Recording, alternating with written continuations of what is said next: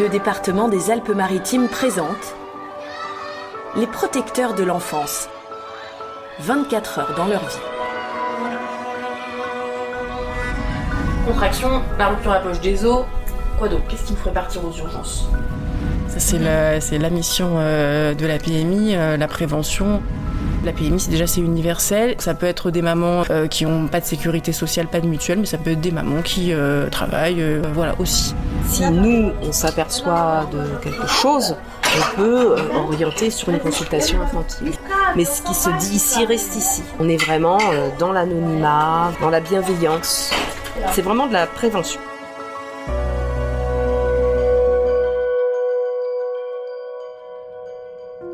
Dans cet épisode, vous allez découvrir le quotidien d'un centre de PMI. PMI pour Protection maternelle infantile. Vous suivrez ainsi le travail de médecins, d'auxiliaires de puériculture, de psychologues, de sages-femmes, d'infirmières puéricultrices et d'assistantes sociales. Le service de la PMI organise ainsi des consultations dans un objectif de prévention et de suivi des femmes enceintes et des futures mamans dans leurs derniers mois avant l'arrivée de leur enfant.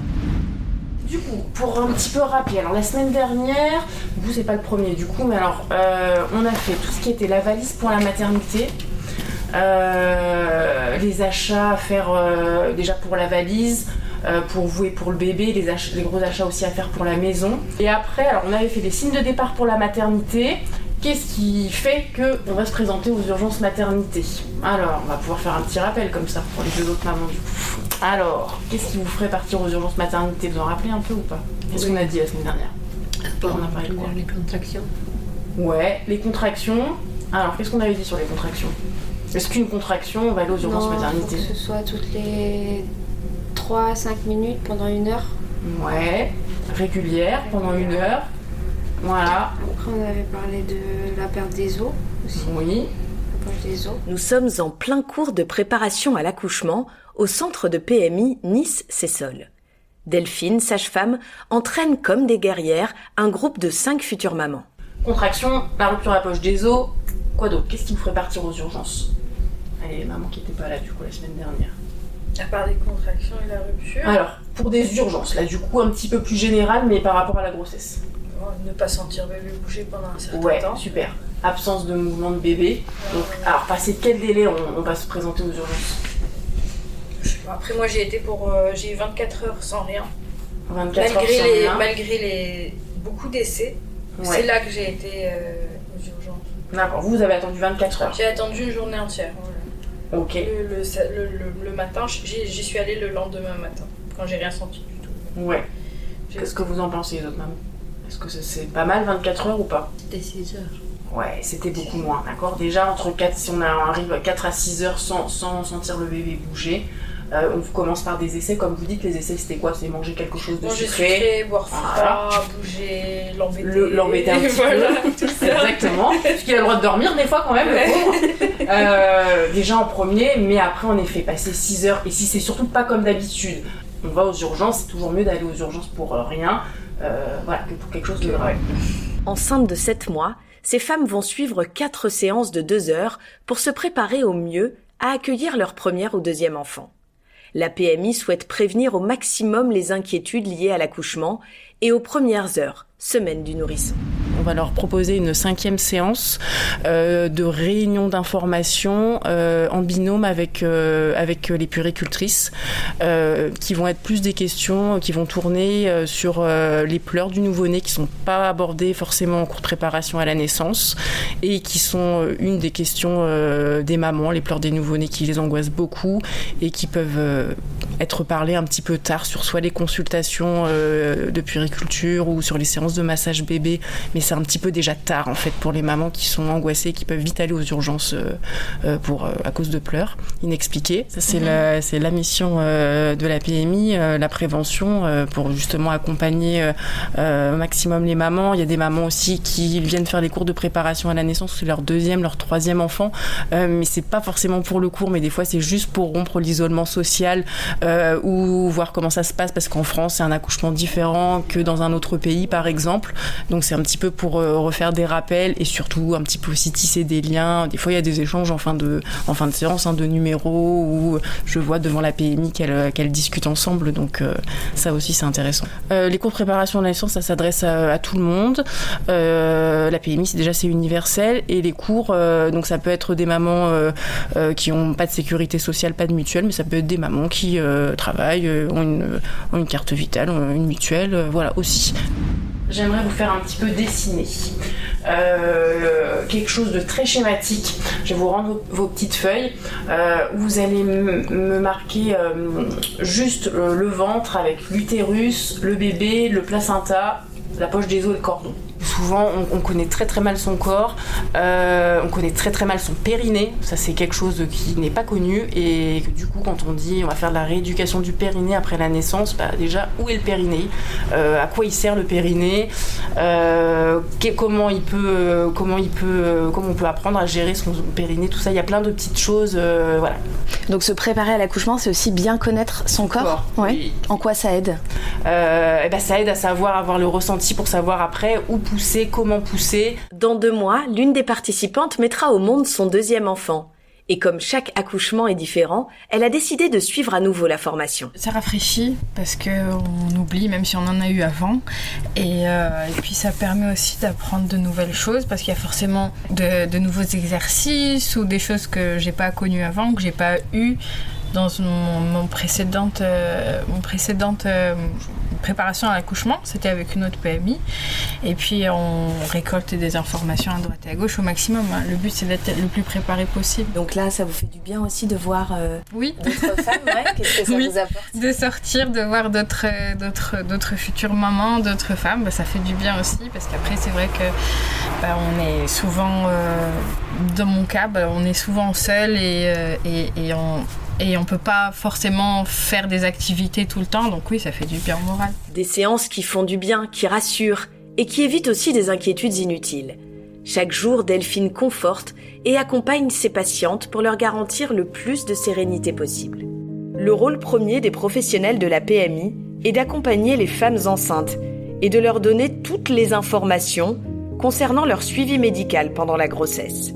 Ils accompagnent également les jeunes parents dans les soins de leur nouveau-né. Les professionnels de la PMI sont aussi là pour rassurer, accompagner et soutenir les jeunes parents dans leurs liens avec leurs enfants. Une approche basée sur le respect de l'autre, l'écoute, les conseils pratiques et la bienveillance.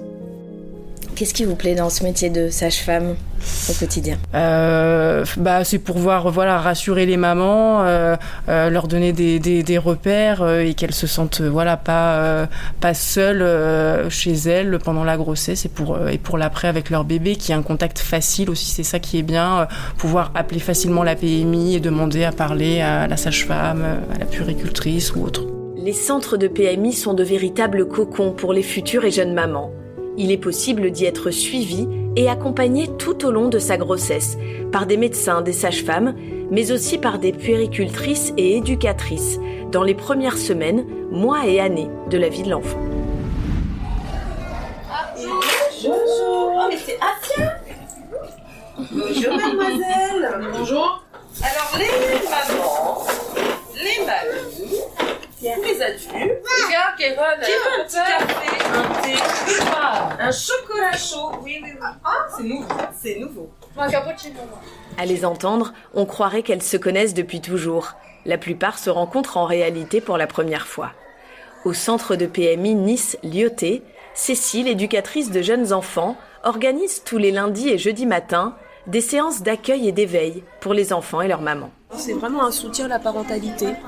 Ce sont des mamans qui ont envie de voir d'autres parents et qui n'ont pas d'accueil en structure petite enfance, donc pas d'accès en crèche ou de garderie. Généralement, c'est des 0-6 ans, mais si c'est 0-6 ans, il ne faut pas que les enfants aient accès à l'école non plus. Donc voilà, c'est une première socialisation pour les enfants. Qu'est-ce qui vous plaît, vous, dans le fait de venir ici ? Le fait qu'elle voit d'autres enfants. Parce que du coup, ses frères et sœurs sont à l'école. Et du coup, pour qu'elle puisse voir d'autres enfants. Et à la maison, en fait, quand je suis que elle et moi, Elle me lâche pas. Je dirais, elle est tout le temps derrière moi et là, puis elle me lâche un petit peu. Quoi. Elle s'occupe, elle joue et puis moi, en même temps, ça me permet de voir d'autres mamans aussi. Ah ouais. Ça vous fait une petite pause. Ouais.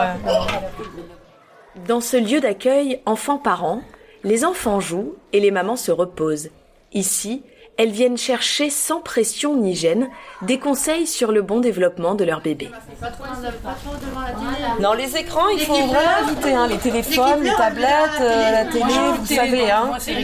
On a fait d'ailleurs tout un panneau d'affichage dehors. Non, mais déjà, la télé avant 3 ans, ça n'a aucun intérêt. Voilà. Faites-leur écouter plutôt des petites musiques. Si nous, on s'aperçoit de quelque chose, on peut orienter sur une consultation infantile. Voilà, c'est souvent ça. Mais ici, justement, on essaye d'oublier tout ça. C'est aussi pour que les mamans elles puissent se poser. Si elles ont besoin d'en parler, elles en parlent. Mais ce qui se dit ici reste ici. Voilà.